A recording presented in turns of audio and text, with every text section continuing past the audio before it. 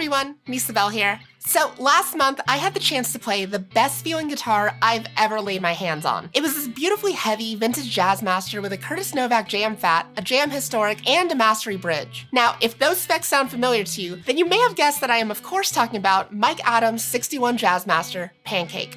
As you can imagine with one of Mike's guitars, everything on Pancake from the action to the responsiveness of the vibrato was absolutely perfect down to the last detail. But out of everything, what really stuck with me was that neck. Pancake's neck has this beautifully thin profile that felt perfect in the hand, and I felt like I could absolutely fly up and down this guitar in a way that I only wish I could on aerial. So I asked Mike what I should look for to find a similar feeling Jaguar neck, and he pointed me in the direction of Fender Japan Jaguar necks from the 90s. And after about an hour or two of searching, I found what I was looking for in a listing titled Vintage 1994 Fender MIJ Jaguar Neck. And yes, you heard that right, the 90s are now vintage, which honestly sounded a bit ridiculous to me until I gave it a little bit more thought. 1994 was around the time that the internet was first publicly adopted.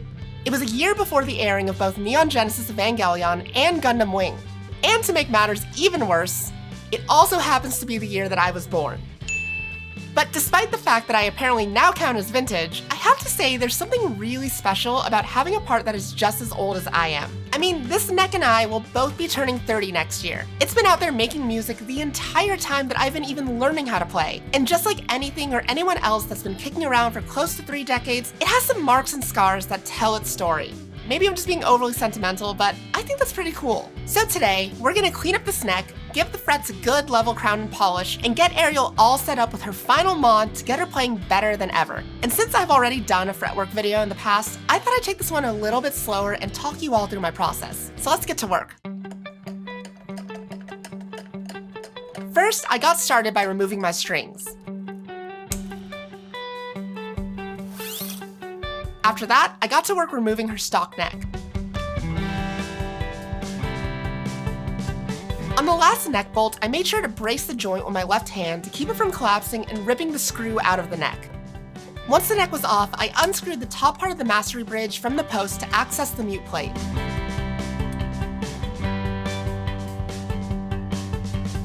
The mute is attached on top of the pick guard, so if I want to remove the guard, I need to contend with it first. As you can see, I'm kind of working back and forth incrementally between the 2 screws since I don't want the pressure from the mute spring to rip the screws out of the body. Doing it this way gradually eases the pressure on both screws evenly. Now, some of you may be wondering, why are you removing the pickguard for a simple neck replacement? And the answer to that lies in the differences between American or Mexican Fender guitars and Fender Japan guitars. In case you didn't know, Fender Japan guitars are made with a slightly wider neck heel and pocket compared to their Western counterparts. Because of this, the MIJ necks often won't fit into the MIM bodies unless you remove some material from the sides of the neck pocket. That being the case, manufacturing processes aren't perfect, and sometimes you can get lucky with an MIJ neck that happens to pop right in with a little push. Unfortunately, during my testing earlier in the week, that didn't seem to be the case for me. So I got to work removing the pick guard since I didn't want to sand through both the body and the guard at the same time. Now, full disclosure, widening a neck pocket absolutely terrifies me. This is one of those areas of a guitar where a mistake of a millimeter can result in massive consequences to the playability of your instrument. So in an act of desperation, I needed to confirm whether or not I was one of the lucky ones, and I tried one last time to pop the neck in. Are you telling me it fits? And with the hard part not just out of the way, but completely avoided, it was time to start working on those frets. Now, with this neck being the vintage part that it is, I wanted to make sure that I did things properly with the right tools. So I bought a 7¼ inch radius block and also borrowed a slotted straight edge and neck caul from Mike. Once I had all my tools together, I removed the tuning machines and got started taping up the neck. With the fingerboard protected, it was time to mark the tops of my frets.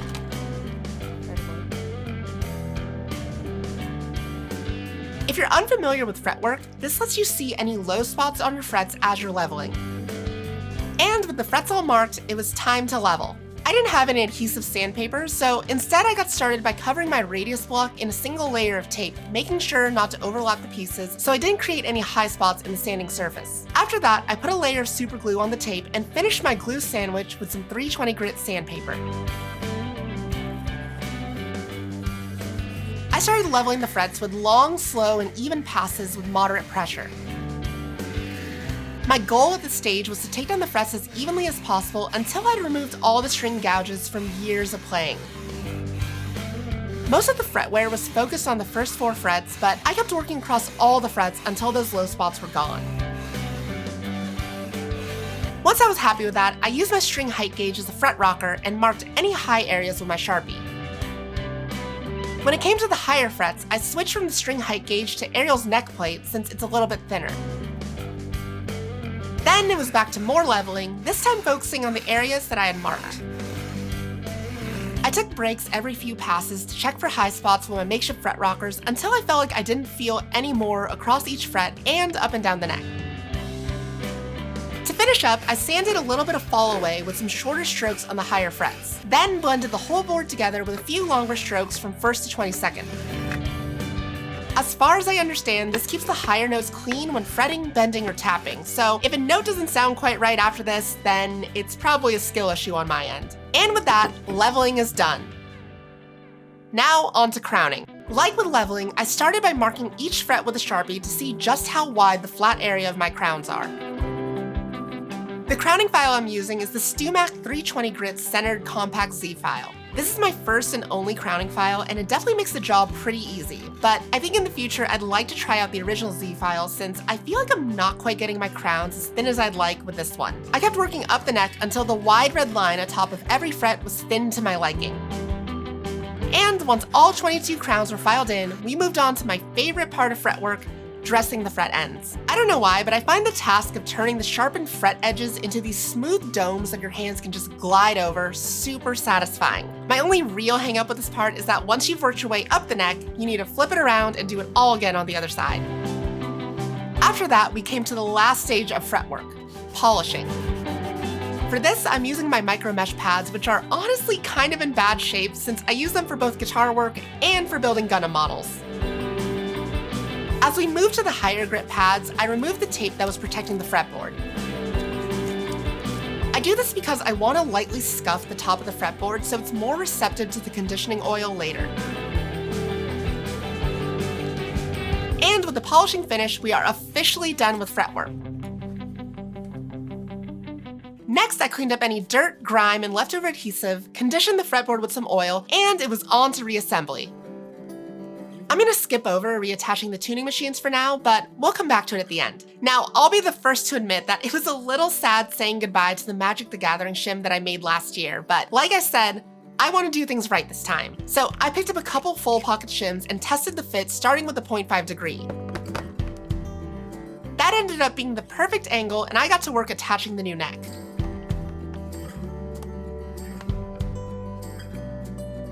From here, I put on a fresh set of burly slinkies, lubricated the nut and bridge saddles with some Burt's Bees, and moved on to intonation. Now, even though the neck fit snugly into the neck pocket, the screw holes were actually slightly misaligned. If you're looking carefully, you can see a tiny gap between the neck heel and the body. It's not a huge deal unless you're picky about aesthetics, but it did mean that I had to adjust my bridge saddles pretty far forward to compensate. Luckily, I had more than enough adjustment room on my bridge, and we got her perfectly intonated in no time.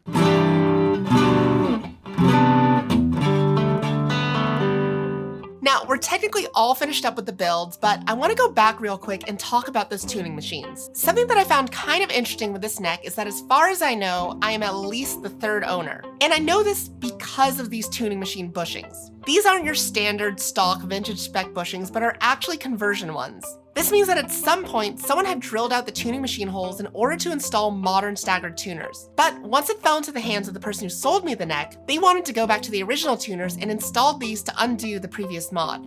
And this really gets to the heart of what I love so much about used and vintage gear. Every single piece tells a story. One of the owners may have had a strap that wouldn't stay on, which would result in the fall damage on the headstock and the bent high E tuner. The heavy wear on the first 4 frets is a telltale sign of someone who favored open chords. And the leftover graphite in the nut slots tells me that a previous player probably used their vibrato even more than I do. And all of these little marks and scrapes and scars help paint a more detailed picture of what this neck had been through before me, and of all the people who played on it as well. Which again, I think it's pretty cool. But now that this thing has made the long 29-year journey to me, let's see what I can do with it.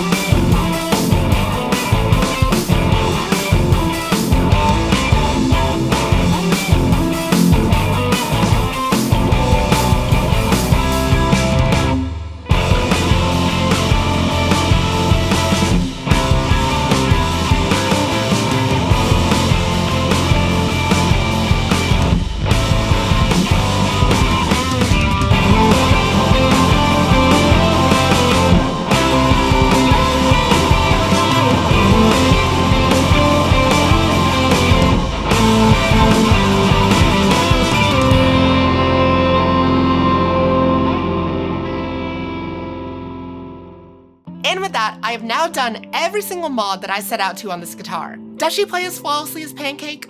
Not quite, but as I improve as a tech, I'm hoping maybe one day she can come close. Thank you so much to Mike for both the guidance and the tools. You definitely made me feel so much more confident about taking this on, armed with the right equipment and the right knowledge. And as always, thank you so much everyone for coming along with me on this adventure. Let me know down below if you want to see more of this kind of video where I talk through my process. But I think that's all I have for you today, so thanks for watching everyone. I'll see you in the next one. Happy playing!